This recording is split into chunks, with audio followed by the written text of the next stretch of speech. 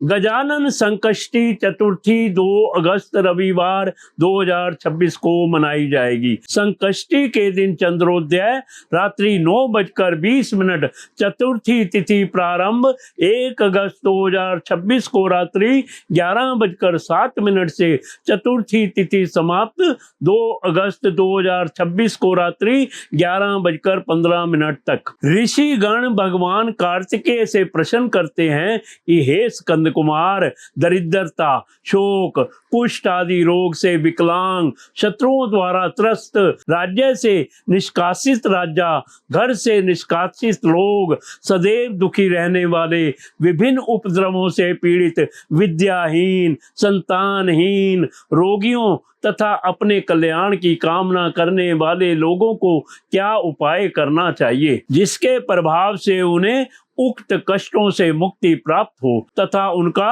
कल्याण हो जाए। यदि आपको कोई उपाय ज्ञात हो तो कृपया वर्णन कीजिए। भगवान कार्तिकेय जी ने कहा, हे ऋषियों, आपके प्रश्न के समाधान हेतु मैं अत्यंत मंगलकारी व्रत का वर्णन करता हूँ। इस व्रत के प्रभाव से भूलोक के समस्त प्राणियों के संकटों का समाधान हो जाता है।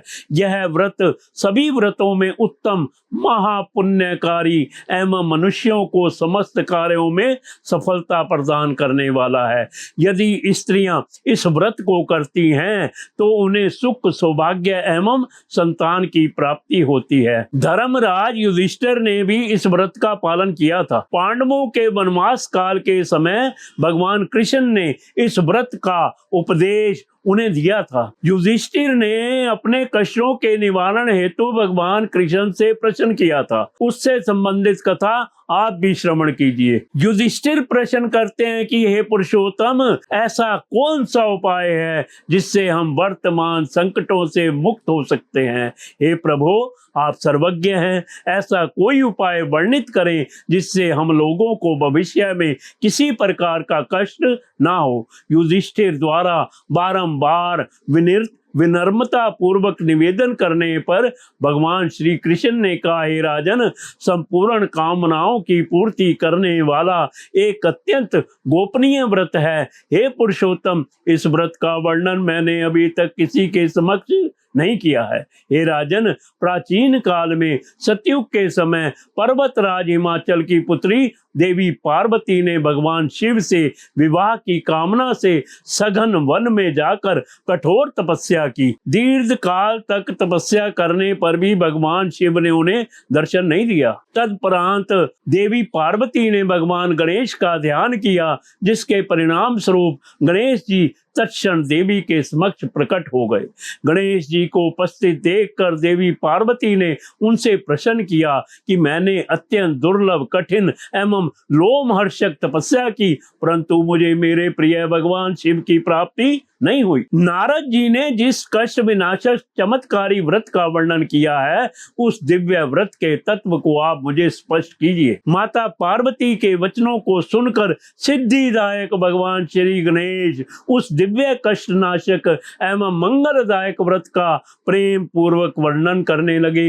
गणेश जी बोले, हे माता, आप इस अत्यंत पुण्य प्रदायक एवं कष्टहर्ता व्रत का पालन कीजिए। इस व्रत का पालन करने से आपकी समस्त मनोकामनाओं की पूर्ति होगी। आपके अतिरिक्त भी जो अन्य जातक इस व्रत को करेंगे उन्हें भी सफलता प्राप्त होगी। हे सुरेश्वरी, श्रावण माह की कृष्ण पक्ष चतुर्थी आषाढ़ माह की रात्रि में चंद्रोदय होने पर पूजा अर्चना करनी चाहिए। उस दिन प्रातः नित्य कर्मों से निवृत्त होकर व्रत का संकल्प लेना चाहिए कि जब तक चंद्रोदय नहीं होगा मैं निराहार रहूंगी। सर्वप्रथम श्री गणेश पूजन करूंगी, तदुपरांत ही भोजन ग्रहण करूंगी। मन ही मन ऐसा संकल्प लेकर व्रत करने का निश्चय करना चाहिए। तत्पश्चात श्वेत तिल को जल में डालकर स्नान करना चाहिए। दैनिक नित्य कर्मों से निवृत्त होकर मेरा पूजन करना चाहिए। यदि सामर्थ्य हो तो प्रति माह स्वर्ण की मूर्ति का पूजन करें। असमर्थ होने की दशा में रजत, अष्टधातु अथवा मिट्टी की ही मूर्ति की पूजा करनी चाहिए। क्षमतानुसार स्वर्ण, रजत, त्राम अथवा मिट्टी के कलश में जल भरकर उस पर भगवान गणेश की प्रतिमा स्थापित करें। मूर्ति कलश पर वस्त्र अर्पण कर अष्टदल कमल आकृति की रचना करें तथा उसी मूर्ति की स्थापना करें। स्थापना करने के पश्चात विधि पूर्वक गणेश जी का षोडशोपचार पूजन करें। पूजनोपरांत विभिन्न प्रकार के खाद्य पदार्थों द्वारा भगवान को भोग अर्पित करें। हे देवी, शुद्ध देसी घी के 15 लड्डू बनाएं। भगवान गणेश को अर्पित करके उनमें से 5 लड्डू किसी ब्राह्मण को सामर्थ्य अनुसार दक्षिणा सहित दे दें। चंद्रोदय के समय भक्ति पूर्वक अर्घ्य प्रदान करें। तदुपरांत 5 लड्डू का सेवन स्वयं करें। तत्पश्चात हे देवी, निम्न प्रकार से चतुर्थी तिथि को अर्घ्य प्रदान करें। तुम सभी तिथियों में सर्वोत्तम हो, गणेश जी की परम प्रियतमा हो।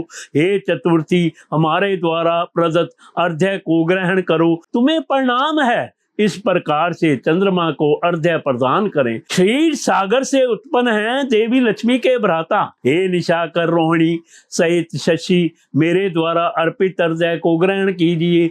निम्न प्रकार से श्री गणेश जी को प्रणाम करें।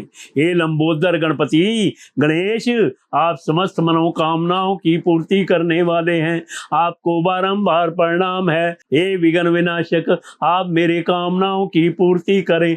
तदुपरांत निम्न प्रकार से ब्राह्मण की स्तुति करें। हे द्विजराज, आपको नमस्कार है, आप साक्षात देव स्वरूप हैं। गणेश जी की प्रसन्नता हेतु हम आपको लड्डू अर्पित कर रहे हैं। आप हमारा उद्धार करने हेतु दक्षिणा सहित इन 5 लड्डुओं को स्वीकार करें। हम आपको नमस्कार करते हैं। तदुपरांत ब्राह्मण भोज कराकर गणेश जी के समक्ष प्रार्थना करें। यदि उपरोक्त कार्य एवं अनुष्ठानों को संपन्न करने में असमर्थ हैं तो अपने भाई बंधुओं सहित दही एवं पूजन में निवेदित पदार्थ का भोजन करें। प्रार्थना करने के उपरांत प्रतिमा का विसर्जन कर दें तथा अपने गुरु को अन्न, वस्त्र, दक्षिणा आदि सहित मूर्ति प्रदान कर दें। निम्न प्रकार से विसर्जन करें। देवों में उत्तम श्री गणेश जी, आप अपने स्थान को प्रस्थान कीजिए तथा इस व्रत एवं पूजन का पुण्य फल प्रदान कीजिए। हे देवी, इस प्रकार जीवन पर्यंत गणेश चतुर्थी का व्रत करना चाहिए। यदि आजीवन करने में असमर्थ हैं तो 1 वर्ष तक 12 माहों के व्रतों को करना चाहिए। यदि इतना करने का सामर्थ्य भी नहीं है तो वर्ष के 1 माह में अवश्य ही व्रत करना चाहिए तथा श्रावण चतुर्थी को व्रत का उद्यापन करना चाहिए। श्री कृष्ण कहते हैं कि हे युधिष्ठिर, प्राचीन काल में स्वयं गणेश जी ने पार्वती जी को इस व्रत का उपदेश किया था तथा पार्वती जी ने उसी प्रकार आराधना की थी जिससे उन्हें सफलता प्राप्त हुई थी। इस व्रत के प्रभाव से देवी पार्वती का विवाह भगवान शिव जी से हुआ था। अतः हे धर्मराज युधिष्ठिर, आप भी इस संकट नाशन व्रत का पालन करें। यह संकटा नामक चतुर्थी अत्यंत मंगलकारिणी है। स्कंद कुमार जी कहते हैं, हे महर्षि, श्री कृष्ण जी के मुख से इस प्रकार संकट नाशक चतुर्थी व्रत का महात्म श्रवण करके राज्य प्राप्ति की कामना से युधिष्ठिर ने इस व्रत को किया। इस व्रत के प्रभाव से उन्होंने समस्त शत्रुओं को परास्त करके राज्य प्राप्त किया। इस व्रत को करने से धर्म, अर्थ, काम एवं मोक्ष चारों की प्राप्ति होती है। मनुष्य की समस्त अभिलाषाओं की पूर्ति होती है तथा वह महान शासकों एवं पदाधिकारियों को वशीभूत कर लेता है। किसी भी प्रकार के घोर संकट की स्थिति में इस व्रत को करने से संकट का समाधान होता है। माता सीता की खोज करते हुए श्री हनुमान जी ने इस व्रत को किया था। पूर्व काल में राजा बलि द्वारा प्रताड़ित होने पर लंकापति रावण ने यह व्रत किया था। गौतम ऋषि की पत्नी देवी अहिल्या ने श्रापित होने के पश्चात पति विरह में इस व्रत का पालन किया था। इस व्रत के फल स्वरूप विद्यार्थी को विद्या तथा धनार्थी को धन की प्राप्ति होती है। संतान की कामना करने वाले को संतान की प्राप्ति तथा रोगी को रोग से मुक्ति प्राप्त होती है। भगवान गणेश की कृपा से इस व्रत को करने वाले प्राणियों के समस्त पापों का शमन हो जाता है।